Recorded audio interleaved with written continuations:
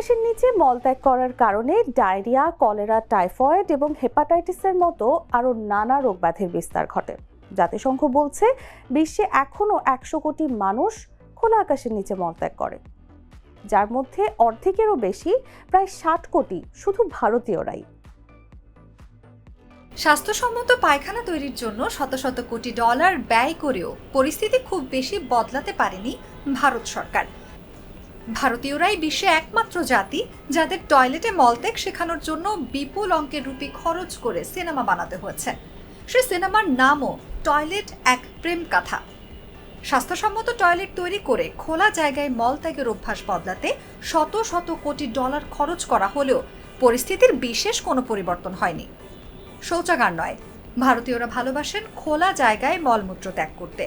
Rail line থেকে শুরু করে খোলা মাঠ আর নদীর পার, কোনো কিছুই বাকি রাখেন না তারা। বিশাল জনগোষ্ঠীর দেশ ভারতে 3 ভাগের 1 ভাগই জন্মের পর থেকে টয়লেট ব্যবহার করে না। এমনকি শৌচাগার থাকার পরেও তারা বেছে নেয় ধান ক্ষেত, পাট ক্ষেত, রেললাইনের মতন জায়গা। মাঠে ঘাটে বনে বাদারে মলত্যাগের অভ্যাস তাদের এক প্রজন্ম থেকে অন্য প্রজন্ম পর্যন্ত চলে আসছে। শুধু পুরুষ আর শিশুই নয়, ভারতীয় নারীরাও উন্মুক্ত স্থানে টয়লেট করতে পছন্দ করেন। সেই দেশের 60 কোটিরও বেশি মানুষ অভ্যস্ত খোলা স্থানে মলত্যাগ করতে। ঘরের পাশে টয়লেট ব্যবহার করাকে ভারতীয়রা ধর্মীয় দৃষ্টিকোণ থেকে অশুভ মনে করেন, তাই উন্মুক্ত স্থানে মলত্যাগ করতেই তাদের বেশি স্বাচ্ছন্দ্য। এই সমস্যা সমাধানে বছর বছর ঋণ সহ বিভিন্ন আন্তর্জাতিক প্রকল্পে বরাদ্দ আসে কোটি কোটি ডলার, কিন্তু পরিবর্তন হয়নি কিছুই।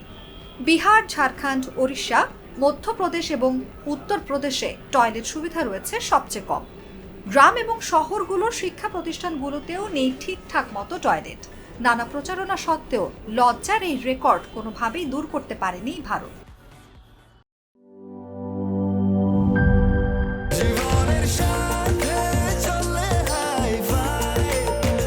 স্বাস্থ্যকর অল টাইম ফ্যামিলি কেক, সব সময় অল টাইম হেলদি লাইফ।